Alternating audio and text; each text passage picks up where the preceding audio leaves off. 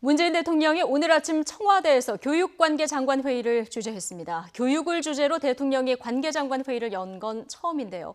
오늘 회의에서 나온 주요 내용, 최영일, 이종근 두 분 시사평론가와 자세히 짚어보겠습니다. 어서 오십시오. 안녕하세요. 안녕하십니까? 예. 자, 오늘 두 분이 교육 전문가 역할을 좀 해주셔야 될 것 같은데요.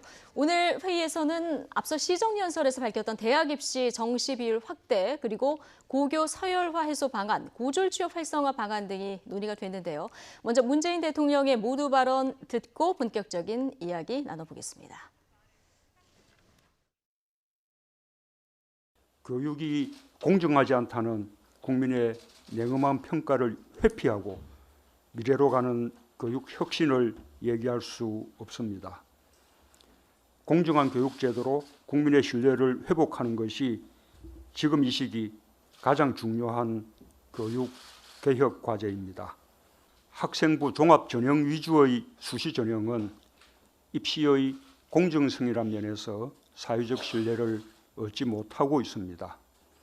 입시 당사자인 학생의 역량과 노력보다는 부모의 배경과 능력, 출신 고등학교 같은 외부 요인이 입시 결과에 결정적 영향을 미치고 과정마저 투명하지 않아 깜깜이 전형으로 불릴 정도입니다.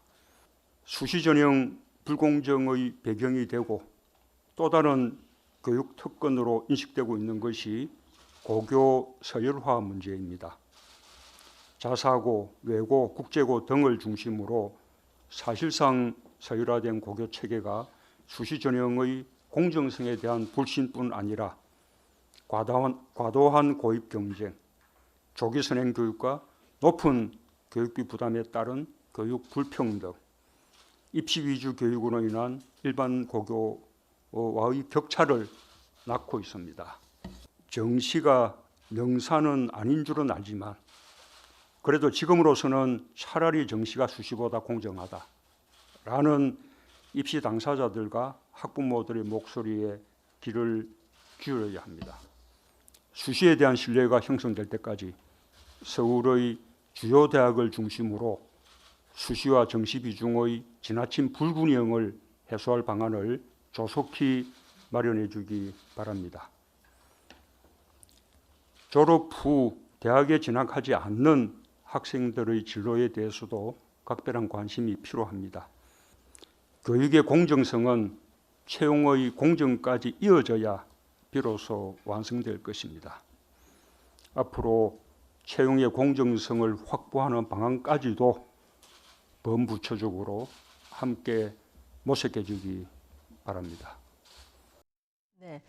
자, 크게 보면은 대학 입시의 정시 비율을 확대하는 부분, 그리고 고교 서열화를 해소하는 방안, 또 하나가 이제 고졸 취업 활성화 방안 등 이렇게 세 가지 정도로 요약할 수 있을 것 같은데요. 일단 가장 관심을 모았던 부분이 이제 수시와 정시 비중을 어떻게 할 것인가 이 부분이었는데요. 이 정시 비중이 확대되는 쪽으로 좀 방향은 모아지는 것 같습니다. 자, 최영일 평론가님. 그런데 우리나라 입시 전형이 상당히 복잡합니다. 이게 고등학교 자녀를 둔 학부모들이 아닌 이상은 이 전형 자체를 이해하기가 굉장히 힘든데 좀 쉽고 간단하게 설명을 먼저 좀 저는 해주실까요? 고등학교 자녀가 있는 학부모인데요. 저도 몰라요. 간단히 말씀드리면. 전형을 공부해야 될 정도. 이거 공부해야 되고 사실은 일선 선생님들도 입시 전문 전담하지 않는 선생님들은 다 알 수가 없습니다. 하지만 간단하게 정리를 드리면 저만 해도 학력고사 세대입니다. 우리 이종근 평론가님 그렇고요. 그 이전엔 예비고사, 본고사 세대가 있었죠. 그런데 수능으로 통일이 되고 나서 수능은 어쨌든 수학능력 시험을 치는 거죠. 11월 중순에 해마다 시험이 있습니다. 그럼 이것은 과거처럼 전국 석차가 나오는 거예요. 몇 점 받았느냐, 총점이 딱 떨어집니다. 근데 문제는 이걸로 다 대학을 갔어요. 과거에는 수능 점수에 따라서 그냥 이제 우리가 소위 명문대라고 부르는 대학 서열의 TO, 입학 정원대로 그냥 쭉 갔다고 생각하면 쉽습니다. 그런데 문제는 이게 저희 때부터도 과외가 금지됐던 시절이 있어요. 쪽집게 과외를 하게 되면은 이게 결국 돈 많은 집 자녀들이 학교 외 이 과외를 받아서 좋은 대학 가지 않느냐, 잘 찍지 않느냐. 그래서 문제는 다양성을 강화하자라고 나와서 정시, 수시가 분리되면서 정시는 성적으로 대학을 가는 거고요. 수시는 학교 생활 전반을 보자. 학교 생활 전반인데 이 안에도 교과 과정. 이게 내신입니다. 학종 교과는 내신이죠. 평소에 얼마나 학교 생활에서 공부를 잘했나. 근데 비교과 과정이 문제예요. 이게 지금 저기서 보이는 네. 학생부 종합전형 두 학생부 번째 나와 있는 종합전형의 이 학생부 교과 말고 교과 말고 예, 학생부 그러니까 수시의 종합. 학생부 종합전형 네. 이게 비교과 전형이죠. 그게 비교과 예. 전형입니다. 논구수를 빼고요. 예. 그럼 이게 우리가 흔히 스펙 쌓기라고 부르는 가장 문제가 되는 금수저 전형이 봉사활동 들어가고요. 예. 또 여러 가지 포상들 들어갑니다. 네. 뭐 무슨 시장상을 탔다, 도지사상을 탔다, 또 무슨 실기에서 특출한 능력을 보였다, 해외 연수 이런 게 다 포함되는 거예요. 네. 그러다 보니까 우리가 듣도 보도 못하던 대학을 갔는데 왜 고등학생이 논문을 쓰는 거지? 제1저자, 제3저자가 왜 되는 거지? 그게 다 저 학종에 들어가는 거였어요. 예. 그러니까 이제 저게 그동안은 다양성을 강화한다. 너무 우리가 국영수 성적에 연연하지 말자라고 해서 이 비대해져 온 수시, 그 안에서 학종, 비교과 전형, 스펙 쌓기의 문제에 대해서 너무나 아까 대통령의 표현이 맞습니다. 깜깜이 과정이기 때문에 예. 저기에 어떻게 학부모의 영향력이 개입되는지 알 수 없는 상황이 됐으니 사실은 이게 이 정시 확대가 좋은 것만은 아니겠으나 네. 상대적으로는 투명하다고 여겨지는, 공정하다고 여겨지는 쪽으로 우선 비중을 싣고 나머지 네. 수시가 공정해지면 그때 수시를 다시 강화하도록 하자 이런 취지의 방안이 그러니까 나왔네요. 똑같은 수학 능력 시험을 보고 거기에 대한 점수를 공정하게 반영해서 그 시험 성적으로 가자 이게 정시인데 네. 이 비중을 맞습니다. 지금 확대하자는 거예요. 이제 그렇다 보니까 시험을 치를 때 사교육을 많이 받는 학생들, 이른바 그러니까 부모의 돈이 많은 사람들은 들의 자녀들은 조금 더 이 시험 보는데 유리하지 않느냐 이런 얘기들도 또 나오고 네. 그렇다 보면 또 아까 말씀하신 학생부 종합전형에서는 또 그 스펙 쌓기 위해서 부모의 영향력이 미치는 자 이걸 어떻게 해결을 해야 됩니까? 어떠한 그 정부도 어떤 역대 정부도 교육 정책에 있어서 지지를 받은 정부는 한 정부도 없습니다. 예, 언제나 그만큼 어렵은 교육 문제인 정책은 대학 입시는 늘 정부마다 개편이 됐고 심지어 어떤 정부에서는 2번, 3번이나 입시 제도가 개편된 정부도 있어요. 그런데 대개의 정부는 정부 출범하자마자 거의 교육 정책을 바꿉니다. 왜냐하면 그때는 권력이 집중돼 있고 그 다음에 이 교육 정책이야말로 사실 모두를 만족시킬 수는 없는 그렇죠. 정책이기 때문에 아까도 말씀드렸지만 권력이 있을 때 이렇게 드라이브를 거는 그런 그 예가 많았어요. 그런데 지금 이번에 오늘 발표하신 부분은 여러 가지로 좀 생각해 볼 부분이 있습니다. 집권 3년 차에 교육 정책을 이렇게 대통령이 직접 나서서 바꾼 예는 별로 없어요. 왜냐하면 이렇게 바꾸면 또다시 이제 비난이 시작이 됩니다. 또 바꾸는구나. 그러면 예. 우리 애는 또 이 연도별로 또 달라져야 되거든요. 그렇죠. 지금까지의 이 문재인 정부의 입장과는 약간 또 결이 달라진 상황이에요. 유은혜 교육부 장관만 해도 최근에 국정감사에서 정시 확대 거의 없다라는 네. 식으로 일관되게 지금까지. 수시의 전형을 조금 손보겠다. 네, 그렇죠. 일단, 수시 전형을 예. 손보겠다, 학종을 손보겠다, 또는 뭐 서울 소재대학교의 학종 너무 비율이 높다 이런 정도의 발언을 했더라도 정시를 높이겠다라는 발언은 하지 않았어요. 왜냐하면 정시를 높이겠다라고 한 순간부터 이건 굉장히 종합적인 부분이 들어가요. 뭐 그 국토부도 관련이 돼 있고 뭐 이 사실은 이렇게 부동산 가격도 문제가 있고 또 사회적인 어떤 문제 뭐 여러 가지 어떤 문제들이 들어가기 때문에 종합적으로 사실은 이걸 판단해야 되는 문제가 있거든요. 그런데 이번에 대통령이 시정연설에서 지금 뭐 지켜봤지만 교육부의 어느 정도의 어떤 교감 청와대가 교감을 예. 하고 이런 어떤 연설문을 하지 않았다는 게 좀 드러나고 있어요. 교육부도 굉장히 당황했고 예. 제일 당황한 곳은 민주당이에요. 민주당의 교육위원회라든지 교육 담당 의원들은 사실 당혹감을 감추지 못하고 있는 게 총선을 앞두고 공약이 지금 예. 당 공약을 만들어 나가는 과정이었거든요. 그런데 이것이 일시에 지금 뒤집히고 있는 어떤 상황이기 때문에 이것을 옳다 그르다라기보다는 사실 이렇게 만들면 이런 어떤 이유로서 타당한 이유가 있고 예. 그걸 바꾸면 바꾸는으로서 타당한 이유가 있지만 예. 첫 번째는 그것을 직접적으로 관리하는 아이들의 엄마는 굉장히 지금 당황할 수밖에 없다, 진짜. 예. 그러니까 여러 가지 문제가 오늘 또 그러니까 좋은 점도 있지만 사실 당황해야 하는 그러니까 학부모들의 어떤 예. 얼굴들을 좀 봐야 된다는 거죠. 그러나 지금 대입제도는 한번 손볼 필요가 있다 이런 여론은 많은데 네. 대통령이 나서지 않으면 지난해 사실 공론화일을 한번 거쳤거든요. 있었죠. 거기서도 좀 흐지부지된 측면이 맞습니다. 있어서 이제 뭔가 좀 본격적으로 논의는 해야 될 필요성이 있는 것 같은데요. 지금 공정성을 담보하자 여기까지는 모두가 뭐 이견이 없습니다. 그렇죠. 그런데 이 공정성을 어떻게 담보할 것인가 네. 여기에 대해서는 이제 이견이 조금씩 존재하고 네. 심지어 교육단체 안에서도 의견이 엇갈리는 상황인데 우리 정치권에서도 보면은 대부분 뭐 정시 비중을 높이자 이런 데에서 한국당, 바른미래당, 뭐 민주평화당, 네. 뭐 민주당 마찬가지고요. 다 확대하자 하는데 정의당은 지금 이렇게 되면은 사교육 의존도를 더 높일 것이다. 그래서 맞습니다. 강남 쪽 학생들만 유리할 것이다. 이런 입장을 지금 밝혔습니다. 오늘 좀 획기적이라고 제가 볼 수 있는 건 뭐냐면 이건 아주 단순화시키면요. 네. 단순화시키면 교육계에서도 진보 보수 격돌이 있어 왔어요. 예. 쉽게 교육감 선출 때 보세요. 우리가 이제 지방선거 때 함께 이 지방 교육감들을 뽑게 되는데 이 교육감들은 당명이나 당 기호를 쓰지 못하죠. 대신 그냥 우리가 흔히 진보 교육감이야, 보수 예. 교육감이야 이런 성향들을 보게 되는데 진보 교육계에서는 학종 강화였어요. 그동안의 추세가.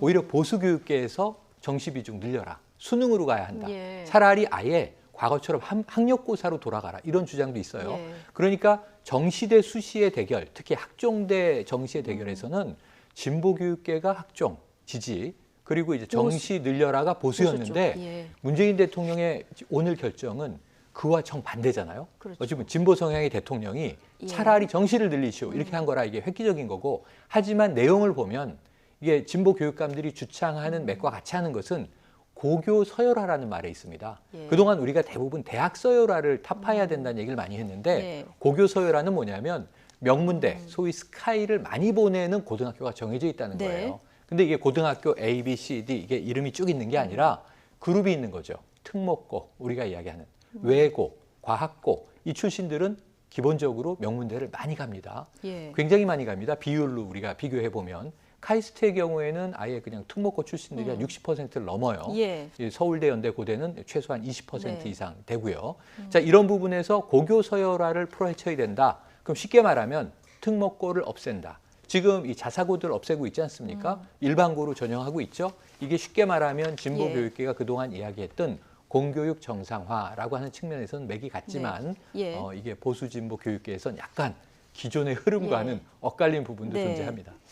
조금 이 교육 문제 좀 종합적으로 봐야 되는 것이 지금 네. 고교 서열화 그리고 지금 정시 확대 이게 이제 같이 갈 수 있는 문제인가 이 부분 하고요.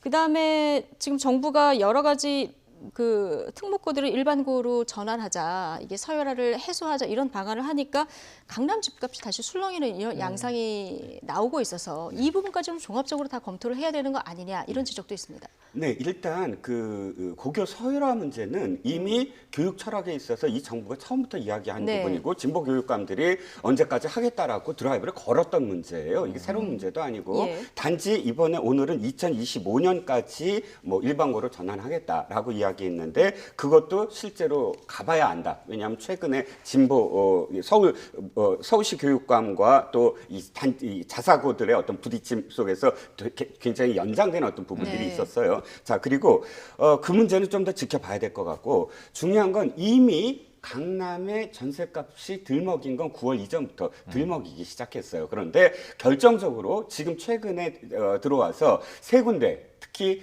강남의 대치동이라든지 양천구의 목동이라든지 또 노원구라든지 이런 어떤 세 곳은 대표적으로 학원들이 밀집해 있는 맞습니다. 그런 부동산 지역구 네. 지역들 아닙니까?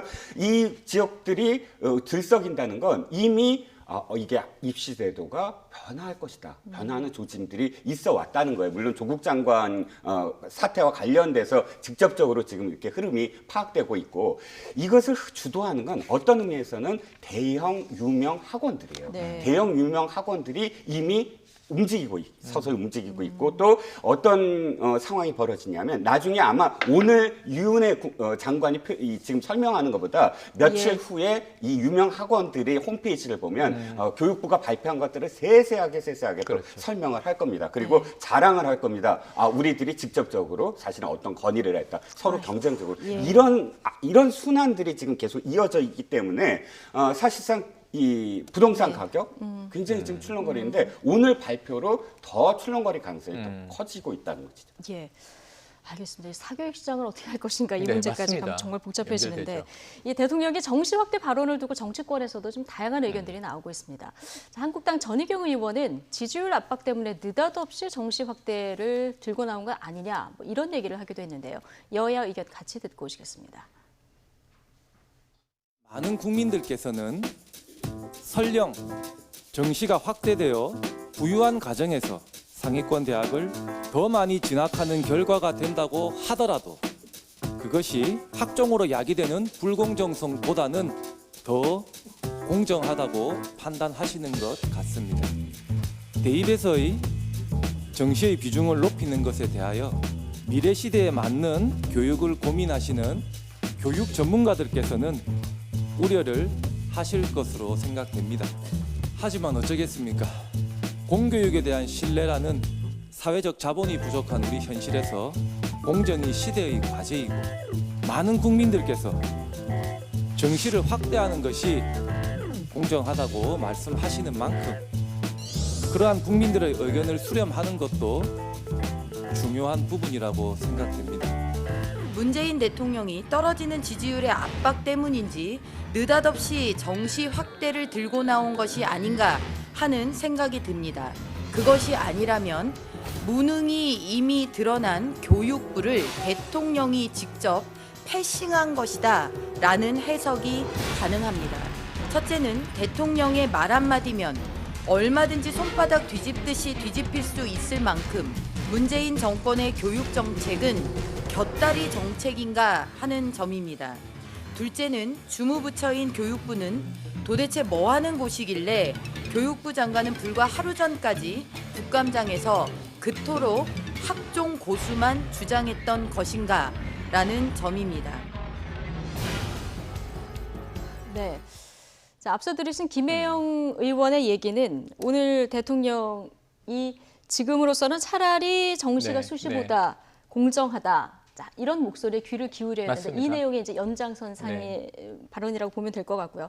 전희경 의원의 발언, 대통령이 교육부를 패싱했다. 이 발언은 어떻게 보십니까? 그런데 이렇게 야당은 공격을 하겠죠. 이건 너무 당연한 포인트를 잡아서 공격하는 것인데 조금은 이제 사실의 왜곡이 있다 이 말씀을 드리고 싶어요. 뭐냐면 학종 폐지가 아닙니다.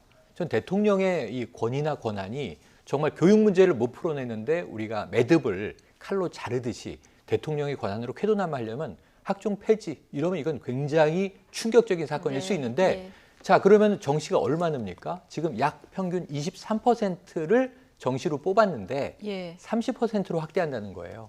70%는 뭘로 뽑아요? 수시로 뽑는다는 거예요. 그러니까 정시의 비중이 5대5 정도로만 가도 이건 혁명적인 이야기를 대통령이 하셨네. 그럴 수 있겠는데 교육혁명은 결코 일어나지 않는다. 왜냐하면 그만큼 교육 환경과 교육 구조가 빡빡하게 짜여져 있는 거예요.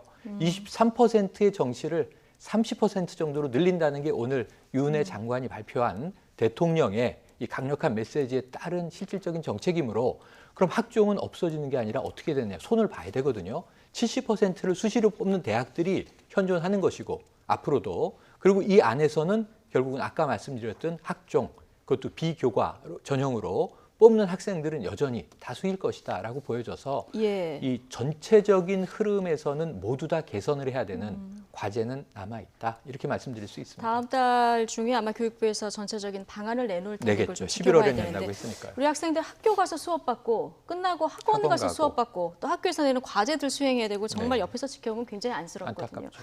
공정성을 담보하는 제도를 만들면서 어느 한쪽도 소외되지 않는 이런 방안을 조금 진지하고 또 좀 시간을 갖고 이렇게 마련해야 되지 않을까라는 생각이 듭니다.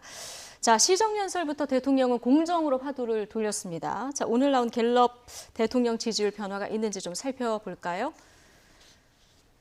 지난주에 대통령 직무 수행 평가가 긍정 평가가 40% 아래로 떨어졌었는데요. 지금 2%포인트 올라서 41%까지 오른 모습입니다. 긍부정 격차가 조금 좁혀진 모습이고요. 대통령 직무수행평가 이유를 봤을 때 긍정평가 이유를 보면은 검찰개혁 그리고 외교를 잘한다 이런 부분들이 긍정평가 이유로 지금 나왔고요. 부정 이유를 보면은 지금 등락만 좀 살펴보면 인사 문제에 있어서 4%포인트가 줄었습니다. 그리고 북한 관계 이런 문제에 대해서 7%포인트가 오른 이런 상황을 볼 수 있고요. 정당 지지율까지 함께 보고 오시죠. 정당 지지율 보면 더불어민주당이 1%포인트 올랐고 자유한국당이 1%포인트 정도 내린 크게 변화는 없는 이런 상황을 보셨습니다. 자, 이게 이제 대통령 시정연설까지 반영이 조금 된 부분일지 모르겠는데요. 이 오늘의 여론조사는 일단 어떻게 읽으십니까? 자, 지난주에 저희가 이 여론조사를 이야기할 때 어느 정도 예상됐었습니다. 왜냐하면 39%라는 건 심리적 지지선이 무너졌기 때문에 상대적으로 그 다음 주에는 지지층이 결집하는 그런 효과가 있을 것이다. 그러니까 다시 회복할 가능성이 굉장히 높았고요. 언제나 선을 봐야 된다. 한번 팍 하고 급락했을 때는 다시 올라가는 어떤 선은 계속 지켜보시면 알겠지만 그런 선을 유지하고 있는데 중요한 건 그 다음에 문재인 대통령의 이 국정 수행에 대한 태도가 변했다는 거예요. 그러니까 조국 장관 사태 이후 직접적으로 챙기기 시작했다. 경제장관 회의하고 경제에 대한 발언들이 계속 이어지고 또 재벌 총수들 직접 만나고 오늘 이야기했듯이 교육장관 회의하면서 교육에 관해서도 자기의 이야기를 자신의 어떤 교육 철학을 이야기하고 이런 부분들이 상당히 그러니까 지금까지 좀 가려졌던 부분 조국 장관을 위해서 한 2개월 동안 국정 운영이 좀 가려졌었거든요. 모든 것이 다 조국 장관의 인사 잘못 이렇게 집중됐는데 그것이 걷어지면서 보이는 실질적으로 국정 운영을 어떻게 하고 있나라는 것이 국민들이 지켜보기 시작했고 거기에 따라서 또 대통령이 직접적으로 챙기기 시작했고 이런 것들이 영향을 지금 주고 있다라고 할 수밖에 없겠죠. 예. 정당 지지율을 보면은 뭐 큰 폭의 변화는 없는 상황인데요. 이 성적표를 들고 내년 총선을 치를 이 각 당의 머릿속에 굉장히 복잡한 이런 상황인데요. 자, 이런 가운데 지금 민주당 초선 의원들, 이 초선 의원들의 불출마 선언이 지금 이어지고 있습니다. 이철희 의원에 이어서 어제는 표창원 의원이 불출마를 선언했는데 영상으로 준비해봤습니다.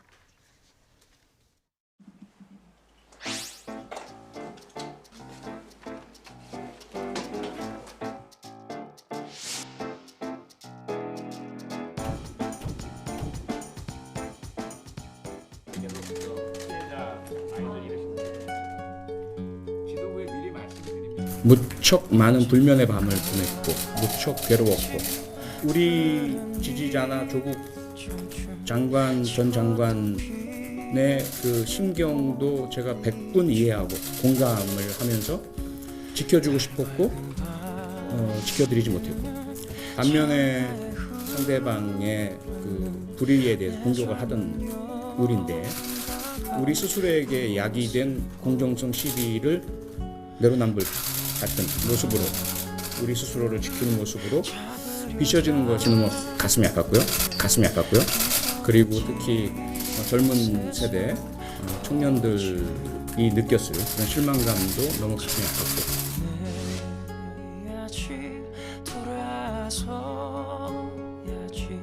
그렇게 세월은 가는 거야. 나를 두고 가님은 용서하겠지만 날 버리고 가. 좀 물러나주는 사람이 있어야 또 새로운 분을 모실 수 있는 공간이 또 생기니까 다른 분들이 마라톤을 뛰시는 페이스로 정치를 하신다면 저는 100m 달리기를 하는 페이스로 한 것 같아요. 4년 동안. 누군가가 저랑 바톤 터치를 해서 띄워주셔야 되겠죠.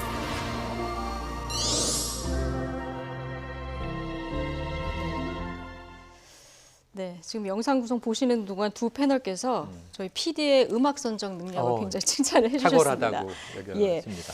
자, 이철희 의원에 이어서 네. 표창원 의원도 어제 불출마를 맞습니다. 선언을 했습니다. 근데 표창원 의원 하면은 문재인 대통령이 당 대표 시절에 영입 1호로 되는 인물 아니겠습니까? 좀 상징성이 있는. 네, 영입 1호이면서 본인은 사실은 국정농단 전 사실은 언제냐면 2012년 이 대선 때 이 국가기관의 이 개입 논란이 있지 않았습니까? 그때 이 경찰대 교수 현직으로 있던 표창원 교수가 문제 제기를 합니다. 이건 아니지 않는가? 그런 문제 제기를 하면서 나는 보수지만 이 부정의한 것은 못 참는다. 결국 경찰대 교수직도 버리고 나와서 야인으로 생활하고 프로파일러로 방송하다가 민주당 영입 1호였는데 이때는 되게 호응이 좋았어요. 그 결국 이제 당선이 됐는데 이철희 의원과 표창원 의원의 차이는 이철희 의원은 초선인데 비례대표라는 거고 그리고 이제 이 표창원 의원은 초선인데 지역구 이제 의원이라는 겁니다. 하지만 그럼에도 불구하고 초선으로 다 불사른 것 같아요. 후회 없이 20대 국회에 불살랐는데 예, 마라톤 뛰어야 되는데 예, 지금 100m를 100m를 뛰었다. 근데 이런 얘기 이분들이 하지 왜 않습니까? 그만둘 수밖에 예. 없냐면 이제 번아웃 됐다 그러죠. 탈진한 예. 겁니다. 제가 보기엔. 20대 국회가 그만큼 정말 초선의 의지를 다 하얗게 불태웠지만 성과를 낼 수 있는 게 없고 네. 이 두 분에게 남은 것은 부끄러움과 수치심이다. 그런데 이 상태로 내가 또 선거 운동에 나가서 표를 달라고 유권자에게 이야기하기가 너무 면목이 없다. 어찌 보면 네. 20대 국회의 무능을 이 두 분이 현재 책임지는 모양새예요. 여야 망라해서. 여야 예, 망라해서. 꼭 민주당만이 예. 아니고. 그래서 저는 함께 부끄러워해야 할 분들이 저는 민주당 중진 의원의 얘기를 전해 들었는데 오늘 그래도 우리 당에는 예. 염치, 수호지심이 살아있다는 반증 아닌가? 네. 라는 얘기를 했다는 얘기를 듣고 깜짝 놀란 게 그럼 평론가가 해야 될 얘기죠. 현역 의원이 해야 될 얘기가 네. 아닙니다. 현역 의원은 함께 집권여당도 이건 집권 여당도 마찬가지고요. 제1야당 특히 마찬가지입니다. 아까 잠깐 넘어갔지만 지지율에서 2%포인트 빠진 게 바른미래당인데 바른미래당 군소정당인데 지금 한지붕 두 가족이잖아요. 빨리 이혼을 해야 국민들에게 선택권을 주는 거예요. 네. 그러니까 지금 뭐 하는 건지 모르겠을 이 국회 상황에 대해서 단 두 의원이 부끄러움을 이제 토로하고 고민 있게 예. 사과를 했습니다. 자, 이 불출마 선언이 민주당 쇄신을 넘어서 이제 정치권으로도 확산이 될지 이 네. 부분도 주목되는데 보통 불출마 선언하면 중진들이 많이 하잖아요. 네, 근데 지금 그렇죠. 민주당에서는 지금 초선 의원들의 불출마가 이어지고 있어요. 네, 저는 이제 평론가님처럼 그렇게 순수한 영혼이 아닌지 모르겠습니다. 왜냐하면 네. 정치부 기자를 오래 하면 정치인들의 워딩은 또 그 안에 이면을 바라봐야 된다라고 늘 예. 이야기하거든요. 자, 초선 의원들인데 사실 중진 의원들은 또 다시 어떤 기회가 별로 없음에도 불구하고 그 공천 혁신의 대상이 될 수밖에 없어요. 근데 초선 의원인데 이 두 분이 말씀하신 걸 들여다보면 약간 결이 달라요. 표창 의원 같은 경우는 약간 좀 덧붙인 부분이 뭐냐면 2015년 10월까지 절대 정치 안 하겠다고 내가 트윗했는데도 지금 정치하지 않느냐 모르는 거 아니냐라고 말씀을 하신 것이 저는 좀 기억에 남거든요. 왜냐하면 이것이 사실 아무리 지역구가 있다고 하더라도 지금 집권 여당의 이 공천 과정에서는 너무나 많은 사람들이 들어옵니다. 또 뭐 그 청와대에 있던 행정관 비서관들도 이제 공천을 받으려고 들어오겠죠.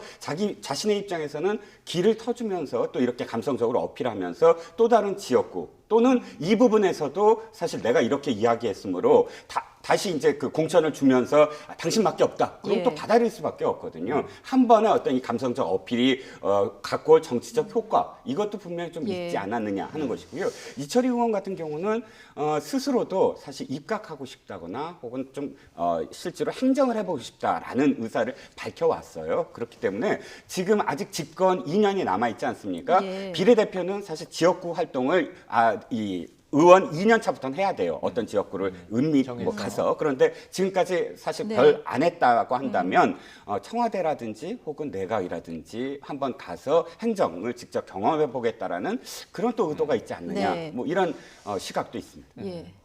알겠습니다. 어쨌든 지금 민주당 내에서 이렇게 초선 의원들 중심으로 불출마 선언도 네. 있고요. 그리고 이 반란이라고 해야 될까요? 지금 내부 비판적인 의견을 보이는 의원들도 꽤 있습니다. 네. 금태섭 의원이 조국 장관 청문회 과정이나 국감에서 그런 모습을 많이 보였었고요.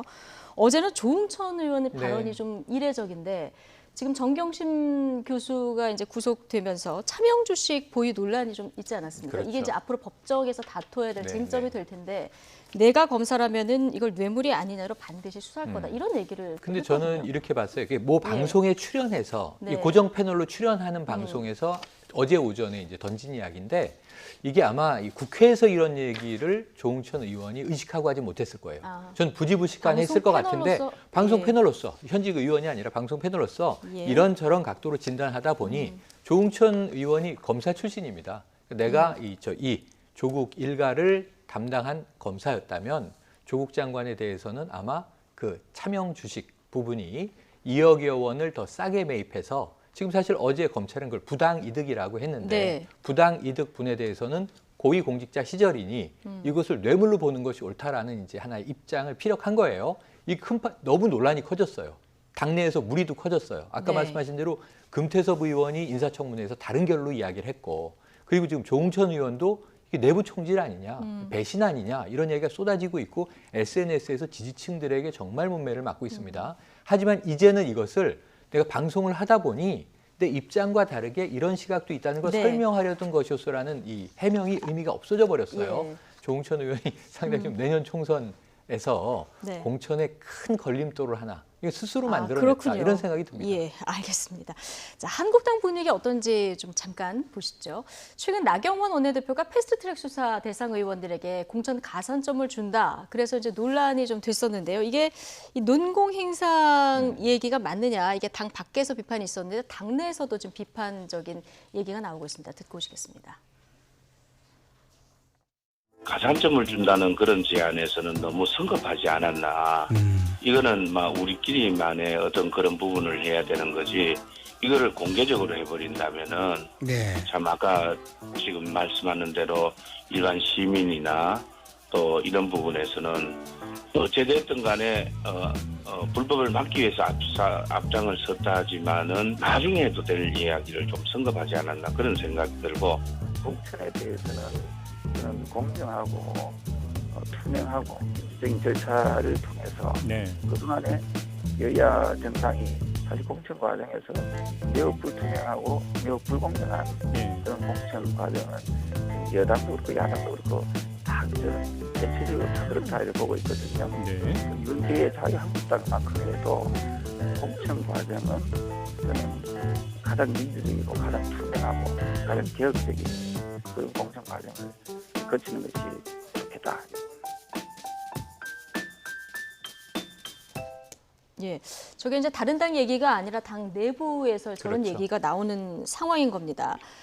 황교안 당대표가 어제만 해도 당에 헌신한 데 대해서 평가하는 것은 마땅하다 이런 얘기를 했는데요. 오늘은 가산점에 대해서 생각해 본 적이 없다 이런 얘기로 입장이 선회가 된 상황이거든요. 네네. 아마 이런 비판의 목소리를 좀 들었기 때문이 아닐까 싶은데요. 네, 그렇습니다. 사실 공천 직전이잖아요. 이제는 공천 룰을 만들어야 되고 공천 룰을 발표해야 되고 실제로 공천과 관련해서 중진 의원들 중에는 탈퇴, 그러니까 그만큼 사퇴를 요구해야 됩니다. 예. 이런 엄중한 상황에서 점수에 대한 이야기가 공천심사위원회에서 나온 것도 아니고 당 지도부 입에서 나오게 된 거예요. 그러니까 당장 공천심사 룰이 어떻게 되지라고 지켜봤던 의원들이 술렁일 수밖에 없거든요. 그렇다면 나머지 사람들은 뭐지? 가산점을 얼마나 주는 거지? 이런 것에 대해서 어제 오늘 굉장히 많은 비판들이 있었습니다. 자, 황교안 대표 입장에서는 사실 원론적인 이야기를 했다. 그러니까 패스트 트랙에 직접적으로 나선 60명에 대해서 가산점을 주겠다. 이게 아니라 당에 그동안 뭐 기여한 분들에 대해서 배려하는 것은 당연하다. 원론적인 이야기였지 가산점이라고 표현한 적이 없다. 이렇게 지금 아마 황교안 대표 측은 얘기한 것 같고 나경원 대표 측에서도 사실 내가 가산점을 줄 수 있는 입장이 아니에요. 두 분 다. 네. 두 분이 가산점을 주는 입장이 아니거든요. 그러니까 권고하겠다라는 표현을 사실은 그랬으면 좋겠다라고 건의를 한 건데 이게 확대됐다. 이렇게 지금 사실 표현하고 있는데 아주 예민한 시기에 표현들이 사실은 불을 당길 수 있는 표현들, 적절치 못한 표현들을 사용했다라는 건 아마도 두 분 다 좀 인정을 해야 될 것 같습니다. 예. 한국당 조국 장관 사퇴를 계속 주장해 오지 않았습니까? 네. 사퇴를 했는데 지금 한국당으로 지지율이 또 옮겨가지는 않고 있는 전혀, 이런 앞서 전혀 가지 보셨지만 1% 포인트가 또 내렸어요. 빠졌거든요. 지금 이게 논공 행상할 때는 아닌 것 같다. 절대 이런 아니죠. 분석들이 그러니까 이제 나옵니다. 타겟을 조국 장관 사퇴하라 해서 사퇴해버리니까 자진 사퇴를 했습니다. 생각보다 빨리 했습니다. 네. 왜냐하면 주말 집회를 준비하고 있었거든요. 그러니까 이 집회 안 한다고 했다가 지난주 토요일인데 강행을 했죠. 그러면서 타겟은 이제 문재인 대통령으로 이제 바꿨죠. 문재인 정권 타도 쪽으로 바꿨는데 문제는 지금 여기도 맥이 좀 안 보이는 상황이에요. 조국에 너무 올인했어요. 예. 제가 국회의원들이 수사관이 아니지 않느냐. 인사청문회는 자격을 검증하는 건데 거기서 온갖 의혹과 비위들을 다 파헤치는 형태로 또 공교롭게도 이 여상규 위원장은 한국당입니다만 판사 출신이고 나머지 검사 출신 의원들이 많으셨어요. 그러니까 수사하듯 인사청문회를 했고 조국 사태에 올인을 하다 보니 조국이 사라지니까 지금 어찌 보면 정책은 실종됐다. 네. 아까 문재인 대통령 지지율이 올라가고 내린 부분에서 내린 부분은 경제 민생 문제라는 걸 이게 아킬레스건이라는 걸 한국당이 알고 공격을 해야 되는데 지금 민생 경제에 대해서는 야당이 더 내팽개치고 있는 것 아닌가 하는 생각이 들어요. 그러면서 아까 논공행상 내부에서 총선 바라보고 오직 그냥 또 의원 배지에 몰입하는 노름을 하고 있으니까 국민들의 비판은 당연한데 자 지금이라도 하루 만에 감지했다는 건 저는 고무적이라고 봅니다. 그럼 앞으로 계속 이제 총선 문제에 있어서 국민의 뜻을 반영하는 총선 룰을, 공천 룰을 만들고 속개해 나갈 수 있을 것이냐. 정부와의 싸움에 있어서도 이거 지킬 수 있을 것이냐. 다음 주에는요. 하나는 예산국회고 하나는 패스트트랙인데 저는 패스트트랙 때문에 또 격돌하느라고 내년도 513조 이 슈퍼 예산 야당이 만약에 이 졸속 검증하게 되면 국민들에게 또 죄를 짓는 것이다. 그럼 누가 과연 내년 총선 불출마하겠다고 이야기를 할까? 지금 한국당 부분에 대해서는 걱정이 커집니다. 네, 지금 여야 공이 조국 전국에서의 출구 전략도 필요해 보이고요. 새로운 이슈 선점도 좀 필요해 보이는 이런 상황인 것 같습니다. 자, 최영일, 이종근 두 분 시사평론가와 함께했습니다. 고맙습니다. 고맙습니다.